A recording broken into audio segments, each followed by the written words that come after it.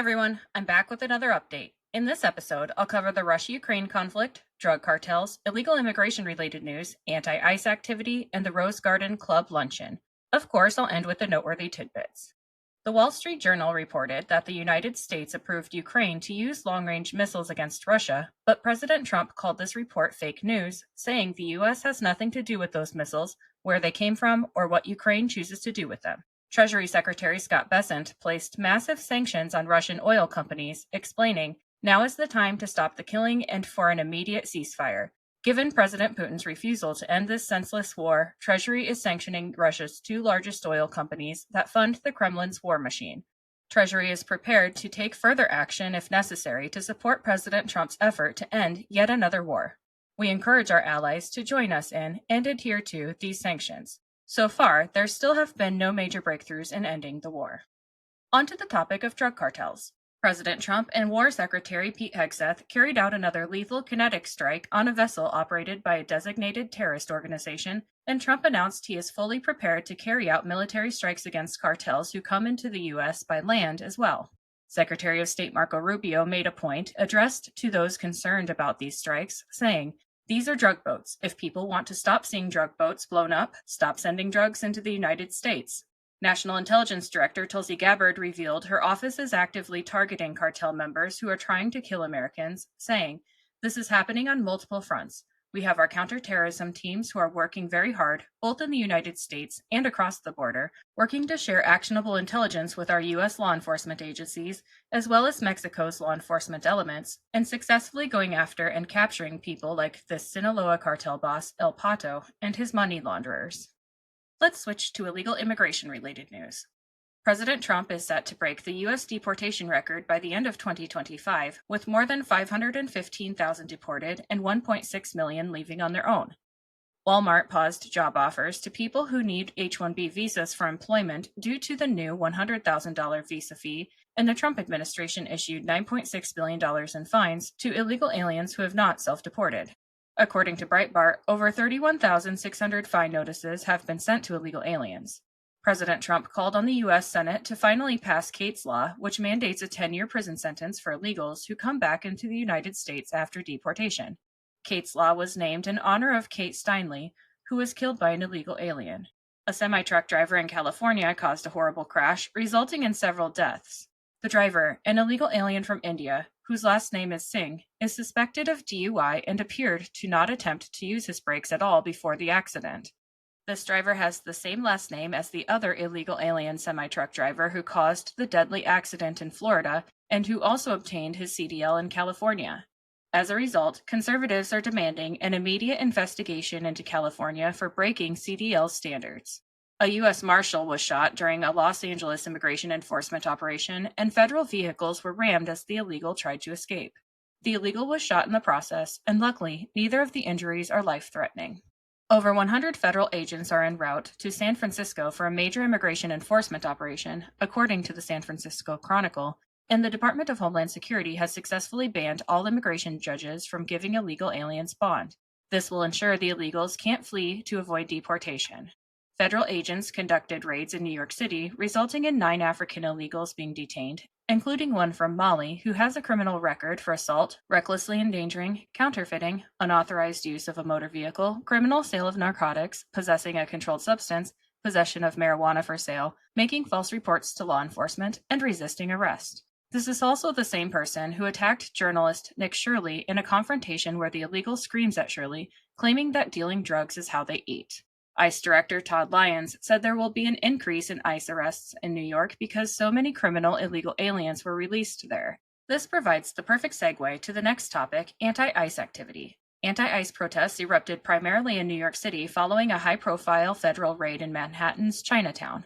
The operation targeted street vendors allegedly selling counterfeit goods, leading to dozens of arrests, including undocumented immigrants and at least 4 U.S. citizens who were detained for nearly 24 hours. Protests quickly escalated into clashes with law enforcement, with reports of violence, arrest, and chaos described by some media as resembling a war zone. In the afternoon of October 21st, federal agents conducted a joint raid on street vendors for counterfeit goods, resulting in dozens of arrests. Protesters gathered immediately, blocking vehicles and shouting obscenities.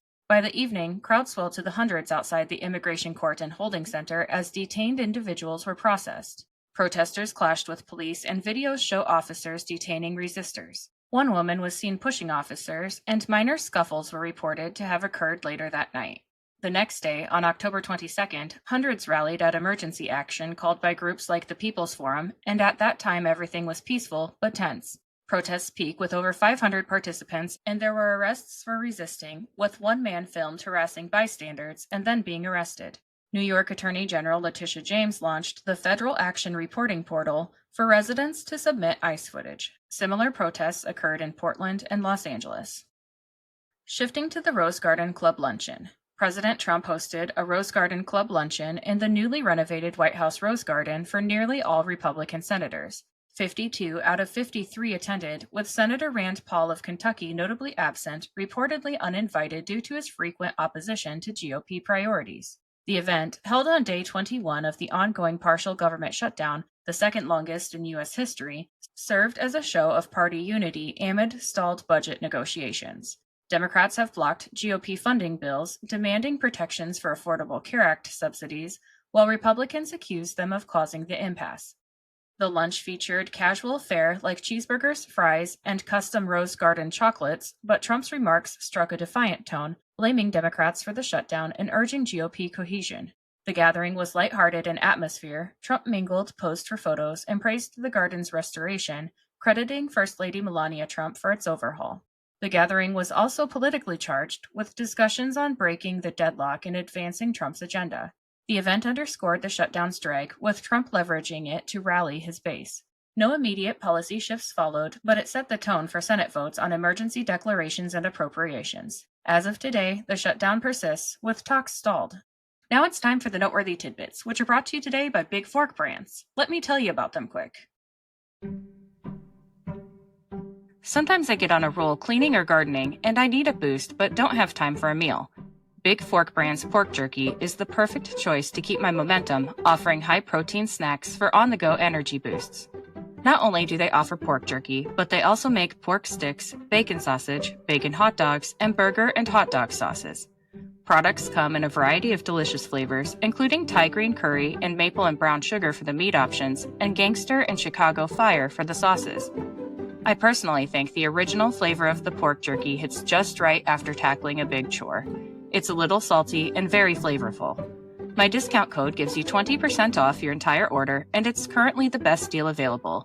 Just visit bigforkbrands.com and enter in my promo code JADE, that's J-A-D-E, at checkout. All right, let's get back to the tidbits. President Trump endorsed Idaho Governor Brad Little and Congressman Paul Gosar for re-election.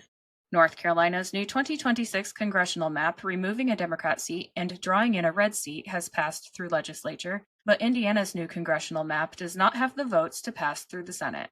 The Senate confirmed more than 175 Trump nominees after changing the Senate rules, including Harold D. Moody III to be U.S. District Judge for the Northern District of Alabama.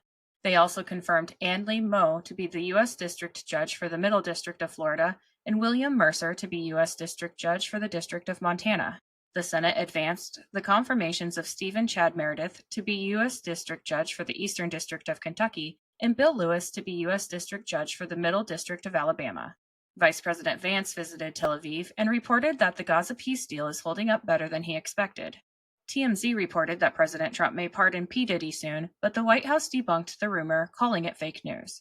Federal Housing Director Bill Pulte is donating 100% of his salary to wounded veterans, with donations beginning as of the last pay period. Former CIA Director John Brennan was referred to the Department of Justice for prosecution related to the Russia collusion hoax. In a pathetic statement, Brennan said, "They don't care about doing things like this to destroy individuals, to go after me, to hurt me and my family. I'm sure Trump and many other conservative figures feel your pain there, buddy. What goes around comes around." President Trump became the first sitting president to receive the Richard Nixon's Foundation Architect of Peace Award. 14 people were shot in Chicago over the weekend, killing 4, and as a result, President Trump called for the federal government to be brought in to crack down on crime in the city.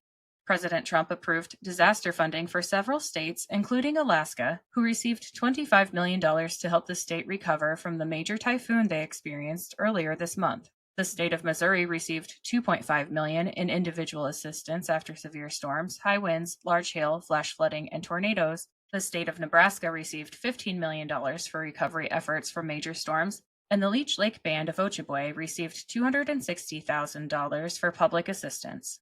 The Democrat Party's approval rating is now at negative 41 points, with 26 of responders approving of the party and 67% disapproving, according to Quinnipiac. John Sununu announced he is running for U.S. Senate in New Hampshire, and Sheriff Mark Lamb formally announced his candidacy for Arizona's 5th Congressional District. That position is currently held by Congressman Andy Biggs, who is running for Arizona governor. Lastly, I will be on vacation for the next few days, but you'll have a nice synopsis of what happened while I was gone out on Monday. Have a great rest of your week. That's all I have for today. I'll be back with another update soon. Until then, please like, subscribe, and share this podcast, and follow me on Instagram and X at Shades of Jade Pod. Thank you for listening and have a great day.